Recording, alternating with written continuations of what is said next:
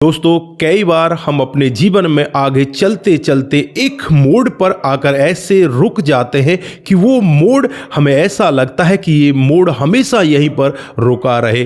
क्योंकि कई बार जब हम किसी अजनबी से मिलते हैं तो उसे मिलने के बाद हमें लगता है कि ये अजनबी नहीं है, इसे तो हम वर्षों से जानते हैं।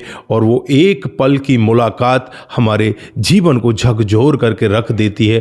दोस्तों, आज की कहानी में भी कुछ ऐसा ही होता है। एक माल गाड़ी का जो गार्ड होता है, उसकी जो गाड़ी होती है वो एक प्लेटफॉर्म पर रुक जाती है और वहीं पर करीब करीब 3 से 4 घंटे वो रुकती है। उसके सामने एक महिला जो चाय बना रही होती है। महिला की उम्र लगभग 30 साल होती है और यहाँ पर ये गार्ड उस महिला की तरफ देखने लगता है और 3-4 घंटों का जो वहाँ समय व्यतीत होता है, उस समय में उसके जीवन में जो बदलाव होता है कभी किसी ने कल्पना भी नहीं की थी। अगर आप लोग भी पूरे मामले को डिटेल से जानना चाहते हैं तो वीडियो को जरा सा भी स्किप ना करें, लास्ट तक वीडियो को जरूर देखिएगा। आगे बढ़ने से पहले हमारी वही रिक्वेस्ट कि जो हमारे चैनल के साथ नए हैं कृपया करके चैनल को फॉलो कर लें, बेल आइकन को जरूर प्रेस करें। नमस्कार, जय हिंद। आप देख रहे हैं APH न्यूज़ राहुल रावत के साथ। दोस्तों, आज की जो हकीकत की घटना आप लोगों को बताने जा रहा हूं, बिहार में एक जिला पड़ता है वैशाली और इसी का एक रेलवे स्टेशन छोटा सा है जिसका नाम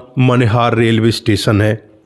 दोस्तों, इसी रेलवे स्टेशन से पीछे की तरफ एक महिला जिसका नाम सीमा होता है, जिसकी उम्र 30 साल होती है, उसकी एक 8 साल की बच्ची होती है और वो अपने माता पिता के साथ रहती है और यहाँ पर चाय बेचकर वो अपना गुजारा कर रही होती है। धीरे धीरे समय बीतता है और एक दिन का वाक़या होता है जब यहाँ पर इसके सामने एक मालगाड़ी आकर रुकती है और जो गार्ड का केबिन होता है वो बिल्कुल इस महिला के सामने होता है। जो इसमें गार्ड होता है उस गार्ड का नाम प्रभात होता है, उम्र यही करीब 28 साल होती है। और जब ये गार्ड इस महिला को देखता है तो बस देखता ही रह जाता है। वो महिला देखने में बहुत ही ज़्यादा खूबसूरत होती है। इस महिला से चाय लेता है और वहाँ पर बैठकर चाय पीने लगता है। जो सीमा होती है इस गार्ड को चाय दे देती है और उसके बाद वहाँ से वापस आने लगती है। तो गार्ड यहाँ पर कहता है कि मैडम, आपकी चाय की तरह ही आप बहुत ज़्यादा सुंदर हो, बहुत ज़्यादा खूबसूरत हो।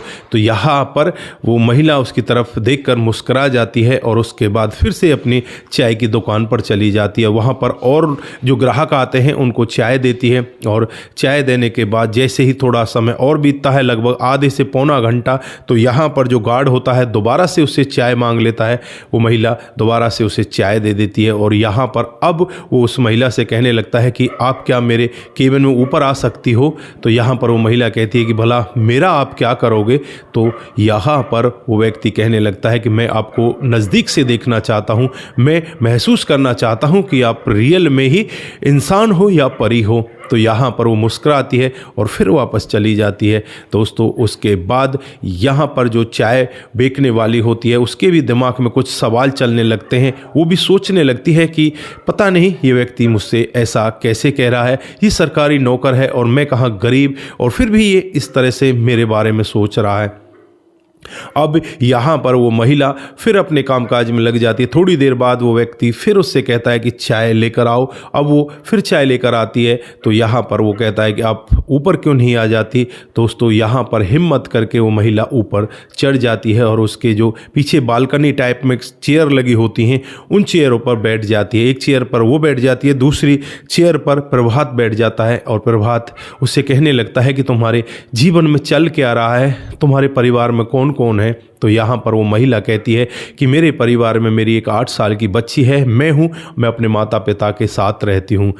प्रभात यहाँ पर पूछने लगता है कि तुम्हारे पति का क्या हुआ, वो कहाँ है। तो यहाँ पर वो महिला अपनी आंखों में आंसू भर लाती है और कहने लगती है कि बस मेरी तो नाम की शादी हुई थी, उसके बाद मेरे पति ने मुझे छोड़ दिया, मैं अपनी बच्ची के साथ अपने माता पिता के पास आ गई और उसने दूसरी शादी कर ली, अपना जीवन दोबारा से बसा लिया। दोस्तों, अब यहाँ पर प्रभात को भी थोड़ा सा अटपटा सा लगता है और वो कहने लगता है कि जो भगवान को मंजूर होता है वही होता है। उसके बाद प्रभात अब यहाँ पर और कई तरह की बातें करने लगता है और यहाँ पर उस महिला के हाथ को छूना चाहता है, लेकिन जो महिला होती है अपने हाथ को अपनी तरफ खींच लेती है और कहने लगती है कि आप क्या करना चाहते हो।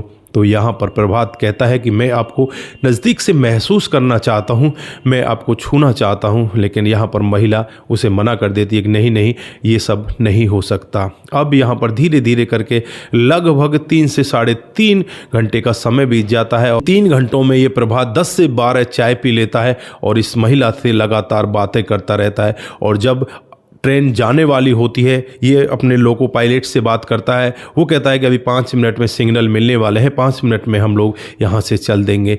तो यहाँ पर प्रभात उस महिला को 500 रुपये देने लगता है कि ये लो, आपकी चाय के पैसे काट लो। तो यहाँ पर वो कहती है कि मेरे पास तो छुट्टा ही नहीं है, मेरी दुकानदारी ही 500 रुपये की पूरी नहीं होती, तो मेरे पास छुट्टे नहीं है। तो प्रभात कहता है कि ये पूरे के पूरे पैसे तुम ही रख लो। लेकिन यहाँ पर जो महिला होती है वो कहने लगती है कि नहीं नहीं, ये पैसे मैं नहीं रख सकती, आप अपने साथ लेकर जाओ, बाद में दे देना, तुम कह तो रहे थे कि मैं दोबारा तुमसे मिलने के लिए आऊँगा। दोस्तों, थोड़ी देर पहले उनकी आपस में इसी तरह की बातें हो रही थी। यहाँ पर वो महिला उससे कहती है कि तुम मुझे भूल जाओगे, एक अजनबी की तरह तुम वापस दोबारा आओगे नहीं। लेकिन यहाँ पर वो कहता है कि मैं वापस तुमसे ज़रूर मिलने के लिए आऊँगा। दोस्तों, इस तरह की बातें वहाँ पर होती रहती हैं और फिर आगे से घंटी आ जाती है कि ट्रेन को सिग्नल मिल चुका है। अब ये महिला भी उसे महसूस करना चाहती थी, छूना चाहती थी, उसकी तरफ हाथ बढ़ाती है, लेकिन तब तक ट्रेन निकल जाती है। इधर जो प्रभात होता है वो भी देखता रह जाता है। ये महिला भी उसे तब तक देखती है जब तक उसकी आंखों के सामने से वो ट्रेन ओझल नहीं हो जाती।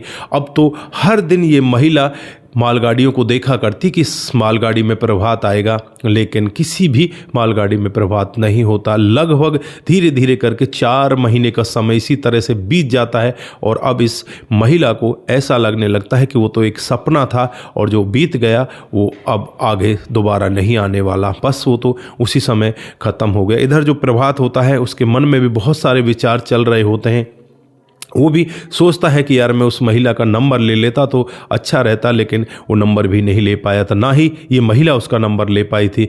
दोस्तों, 4 महीने के बाद एक दिन एक जो पैसेंजर गाड़ी होती है वो वहाँ आकर रुकती है और पैसेंजर गाड़ी में से प्रभात उतरकर इसके सामने आता है। और जब ये प्रभात को देखती है वो बहुत ज़्यादा खुश भी होती है और नाराज़ भी होती है। दोस्तों, प्रभात इसके पास आ जाता है, प्रभात से कहने लगती है कि तुम तो बस ऐसे ही निकले औरों की तरह, तुम तो कह रहे थे कि मैं तुमसे मिलने के लिए आऊँगा, लेकिन तुम आज आए हो 4 महीने के बाद, तुम्हें पता है कि मैं तुम्हारे बगैर कैसी हो रही थी। तो यहाँ पर प्रभात कहने लगता है कि जो हाल तुम्हारा था वही हाल मेरा भी था, मैं भी तुमसे मिलना चाहता था, लेकिन मैं करूँ तो क्या करूँ, मेरी ड्यूटी दूसरे रूट पर लग जाती है और 4 महीने के बाद मैं यहाँ वापस आया हूँ। अब भी मैं अपने घर से आया हूँ क्योंकि मैंने 2 दिन की छुट्टी ले रखी है और मैं जो मेरा घर है यहाँ से करीब करीब 300 किलोमीटर की दूरी पर है। दोस्तों, वो महिला बहुत ज़्यादा खुश होती है। खुश होने के बाद यहाँ पर उससे कहती है कि चलो मेरे मम्मी पापा के पास चलो और उनसे भी मैं आपको बात कराती हूँ। लेकिन यहाँ पर वो कहता है कि अभी समय नहीं है, जब समय आएगा तो मैं आपके मम्मी पापा के पास भी चलूँगा, अभी थोड़ी देर में मेरी ट्रेन आने वाली है, मुझे वापस भी जाना है, मुझे कल ड्यूटी ज्वाइन भी करनी है। दोस्तों, अब ये महिला उससे कहने लगती है कि फिर तुम आए ही क्यों, अगर तुम्हें मिलना ही नहीं था, एक पल के लिए भी तुम मेरे साथ में नहीं रहोगे, थोड़ा समय तो व्यतीत करो। फिर यहाँ पर वो लड़का उसके साथ बैठ जाता है और अपने साथ एक मोबाइल लेकर आया था, उस मोबाइल को इस महिला को देता है और कहता है कि ये लो, ये आपका गिफ्ट है। तो यहाँ पर महिला कहती है कि मैं इसका भला क्या करूँगी। तो यहाँ पर प्रभात उससे कहता है कि तुम इससे मुझसे बात करोगी, तुम्हारे पास मोबाइल है या नहीं मुझे इस बारे में नहीं पता, लेकिन जब मैं पहले आया था मैं भूल गया था तुम्हारा नंबर लेना भी। तो यहाँ पर वो महिला कहने लगती है कि मेरे पास तो मोबाइल था ही नहीं। अब यहाँ पर प्रभात उसे मोबाइल दे देता है और फिर यहाँ पर उसकी वही इच्छा होती है कि मैं आपको छूना चाहता हूँ, छूकर महसूस करना चाहता हूँ। महिला भी यहाँ पर प्रभात के हाथ को अपने हाथों में पकड़ लेती है और उसके बाद दोनों एक दूसरे के साथ मिल जाते, एक दूसरे से गले मिल जाते हैं और अब यहाँ पर उन दोनों की फ़ोन के जरिए बातचीत होने लगती है। धीरे धीरे करके समय आगे बीतने लगता है और फिर लगभग 6 से 7 महीने का समय इसी तरह से बीत जाता है। प्रभात भी अपने घर वालों को इस सब के बारे में बताता है कि इस तरह की महिला है, मैं उससे प्यार कर बैठा हूँ और मैं उसके साथ में शादी करना चाहता हूँ। घर वाले भी राज़ी हो जाते हैं। इधर लड़की भी अपने घर वालों से बातचीत करती है कि माँ बाबूजी इस तरह का एक लड़का है, वो मेरे से शादी करना चाहता है, मेरी बेटी को भी अपनाना चाहता है। तो माँ बाबूजी भी यहाँ पर तैयार हो जाते हैं और फिर यहाँ 2024 में इन दोनों की नवंबर महीने में शादी हो जाती है। दोस्तों, ये मामला होता है 2023 का। एक साल और कहे तो पूरा दूसरा साल भी निकल जाता है। इसी तरह से जनवरी फरवरी में ये मिले थे और उसके बाद इधर 2024 के नवंबर में इन दोनों की शादी होती है। शादी होने के बाद जो दुल्हन बनकर सीमा इसके घर पर जाती है, वह माता पिता से मिलती है और अपनी बेटी को भी साथ में लेकर जाती है। इधर जो प्रभात है उसका भी एक बेटा होता है, वो भी इनके साथ रहा करता है। दोस्तों, ये 4 लोग प्लस में माता पिता प्रभात के 6 लोग बड़े आराम से अपने जीवन को आगे व्यतीत करने लगे हैं। दोस्तों, फिलहाल यहाँ पर इनका जीवन इतनी खुशियों से भरा हुआ है कि चारों तरफ खुशियाँ ही खुशियाँ हैं। तो ये रही आज की एक छोटी सी कहानी। आप लोगों को कैसी लगी? अगर आपको जरा सी भी प्रभावित करती है, जरा सी भी अच्छी लगती है, तो दोस्तों के साथ ज़रूर साझा करके जाएं। दोस्तों, आपका एक शेयर हमें आगे बढ़ाता है और इसी तरह से सस्ता पर आधारित कहानियां हम आपके बीच लेकर हाजिर होते रहते हैं। तो दोस्तों, जिन साथियों ने हमारे पिछले वीडियोज पर कमेंट किए थे, उनका नाम भी हम यहाँ पर बारी बारी से लेने वाले हैं।